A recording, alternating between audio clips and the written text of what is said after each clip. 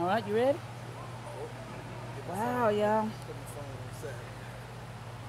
We're here with some legends of South Panola. Eddie Strong on the left, the main man Vaughn right there in the second. Got Kevin Thomas here towards Sanford. What's up, guys? What's up? I haven't seen you in a while. Been a minute. It's been a minute. Yeah.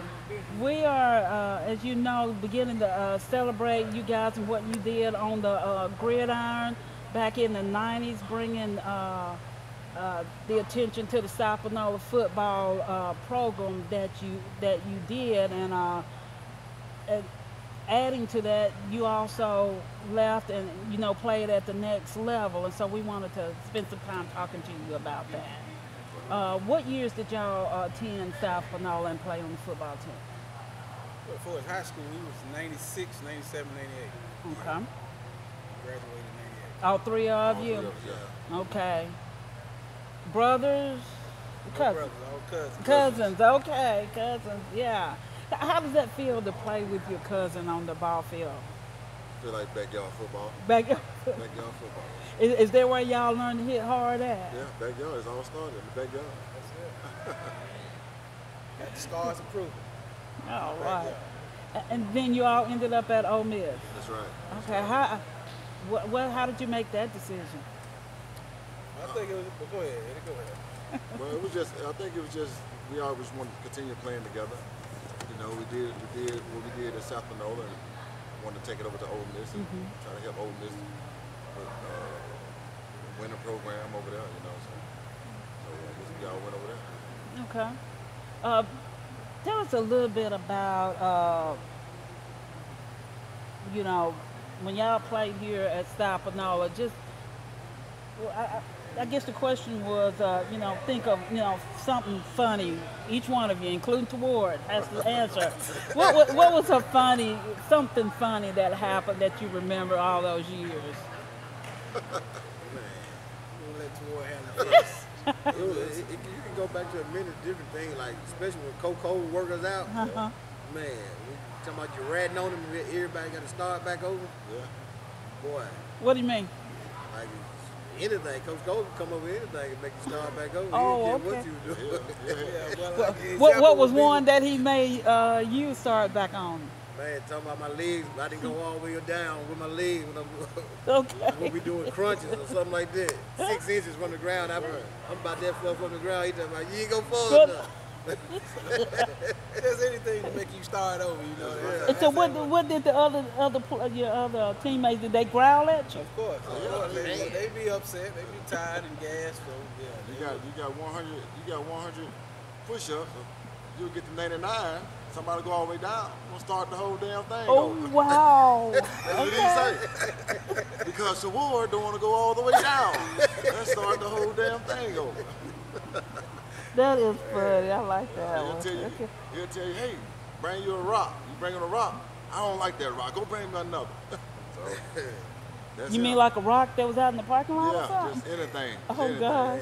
Make you do something. It make you do something. Okay. Any more stories y'all want to say? No? Okay. We'll be here all day. We'll be all day.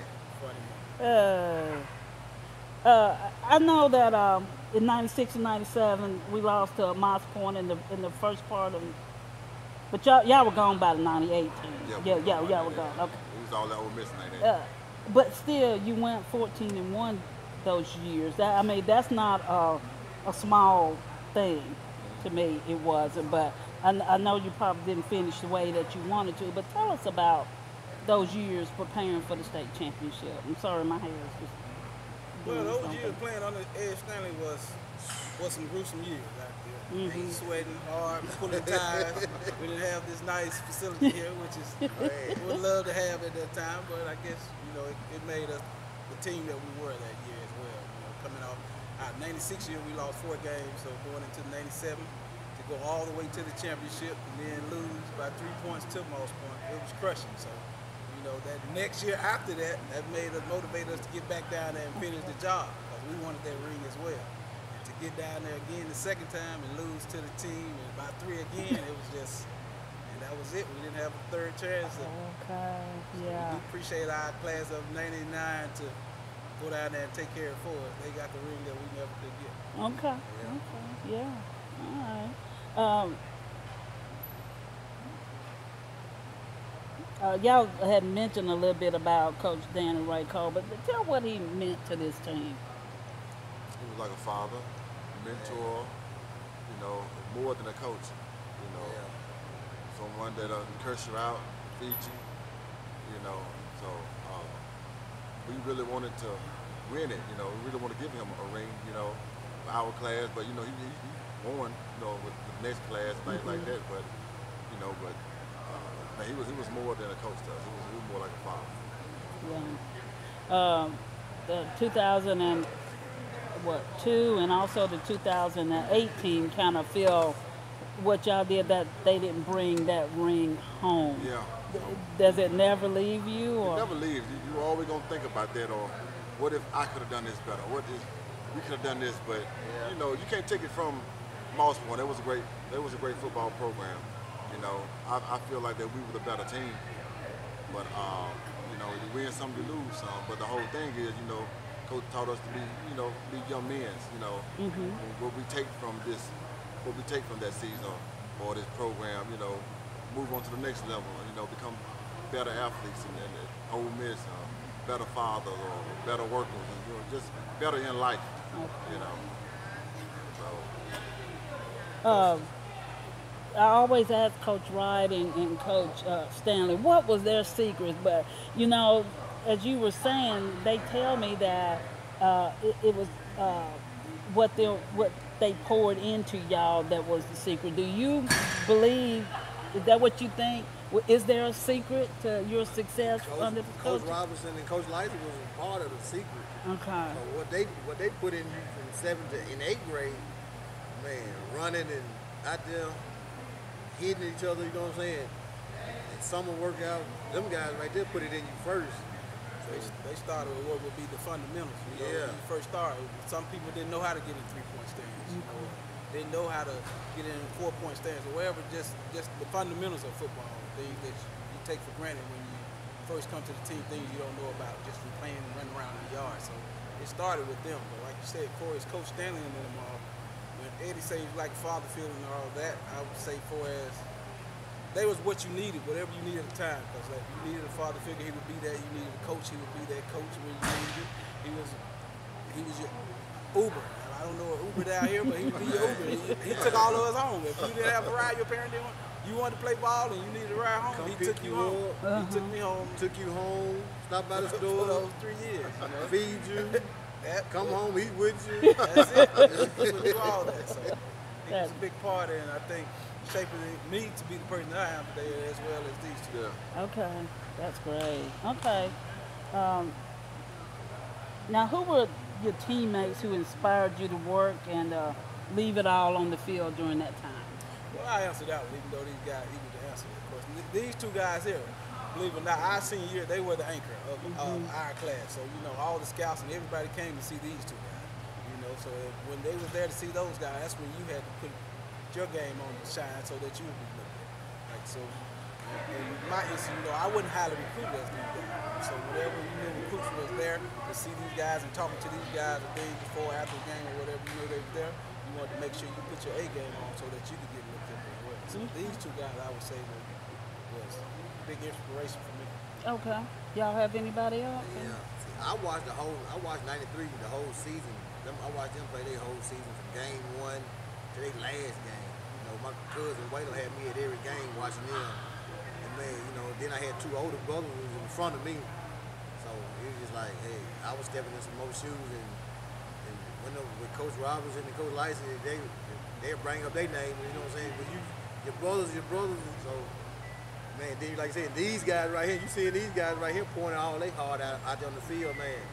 Shoot, I can't go back to the sideline and say, I didn't do this or I didn't do that. You know what I'm saying? It wasn't gonna be right. It wasn't gonna be accepted right. You know what I'm saying? Yeah, we fed off each other's energy. If I didn't have it, he had it. He got to give me. So let's go ball. We play defense. We won't go play offense. We won't go out there giving everything that he got. man, let's go out there and play. You know, Uncle can't do it by himself, boy. So it's kind of like we fed off each other energy. You know, Okay. if one couldn't was down, the other getting it, they give me back. You know, give me back my energy. Let's go. You know, so. I tried to play defense with them guys. But I went over there, got hit. I told my hey, I'm going back to the other side. I said, I'm going back to the other side of the ball. I'm going back over here and run the ball. Okay, and you were highly recruited, Gatorade Player of the Year, Dandy Dozen. I guess to us, it seemed like you're the one to look at. So, who did you look toward? When I was, I grew up. When I grew up in Batesville, my grandma, I couldn't afford to go to the games at that time. So, but in our yard, her yard, I can hear the football game. You know, so I'm out there as a little kid. And I'm hearing Dwayne Rudd and Chase. That's the name 3 year they went to the season, and I wanted to play so bad. And I told my mama about it. She said, "Well, one day you'll be playing." And then next year, you know, next thing you know, I'm playing with the 9th grade, and Coach telling them, I actually quit because, you know, he put me at defensive tackle. Those guy was tearing my ass up down there. I was a basketball guy. Oh, okay. And I quit. Like I said, Coach Stanley's your father, but he came and got me. He came and got me, you know, brought me back and asked me what I want to do. I told him I want to play quarterback. He said, well, I'm going to put you at defensive end.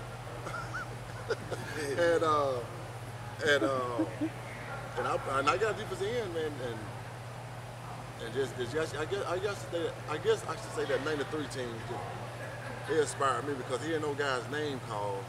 I wanted my name called. I wanted my name to be called. I wanted to be part of something.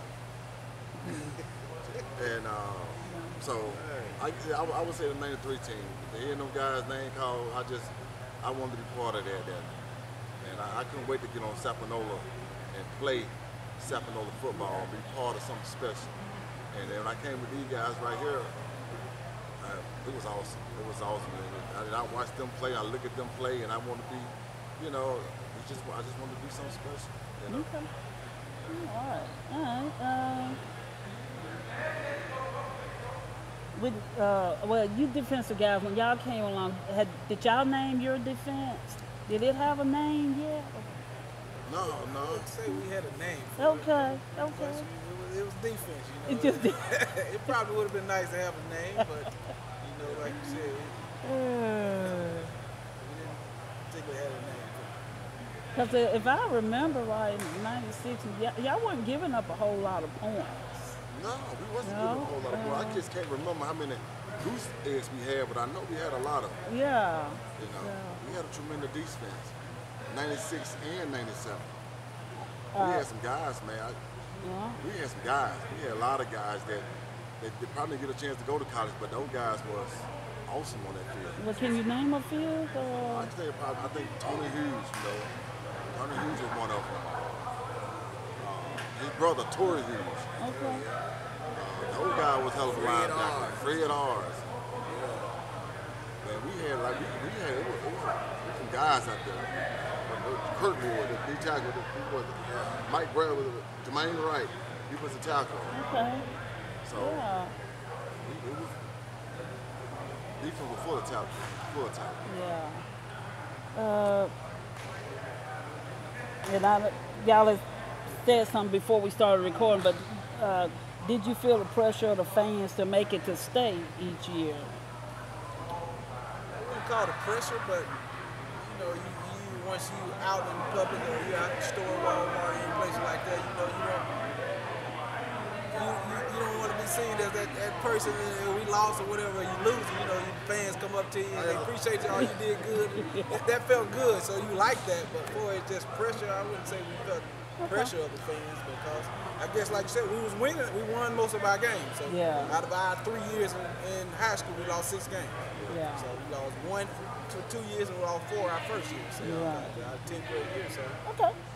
I mean, we didn't lose until the championship. So, you know, so we kicked the ass out. You know, we kicked the ass through the season. Yeah. So it wasn't no pressure. You know, the fans gonna be there. The fans gonna be there. We got some good fans. They gonna be there. They gonna show up. You know, so the last game is the one that we lost. So you know. You called them off the record. I mean, off the. You called them the 12th man. The 12th man. Yeah. Yes, they are big. Especially, I would say, the 12th man is big in tight games or whatever. You need them to get loud or whatever, take the focus off the other team and make sure they can't hear what they got going on. Okay. It's big in that aspect. Especially in away games and stuff like that. Yeah. And you get the chance to look up there and you see your crowd, man, just as packed as the home side, man. You know what I'm saying? You make a big play and then they cheer and get loud for you. It makes the play. Okay. Okay. What was the best advice you got as a player? Doesn't matter who it came from. What was the best advice? Well, for me, the best advice I got was leave it better than you found it. Oh, okay. That was from a college coach. So I got that from a college coach. Just leave it better than you found it. So no matter whatever you're doing or what you're doing in life, just wherever you got it at, make it a little better when you pass it on to the next one. So to me, just leave it better than you found it. Yeah. And my granddaddy told me always take pride in whatever you do. You know what I mean? No matter what it is, if it's raking leaves or cleaning out toilets, whatever you do, you take, you know what I'm saying, that pride and that tiger came along with that. That tiger pride came along with that. You know what I'm saying? You made no excuses, you had no regrets. Right. One time, I never told you this. You were playing. I don't know who was against, but you took that ball 80-something yards down the field. At the end, they gave it to Deuce to make the touchdown. I was so mad. So I guess it's like whatever your position was.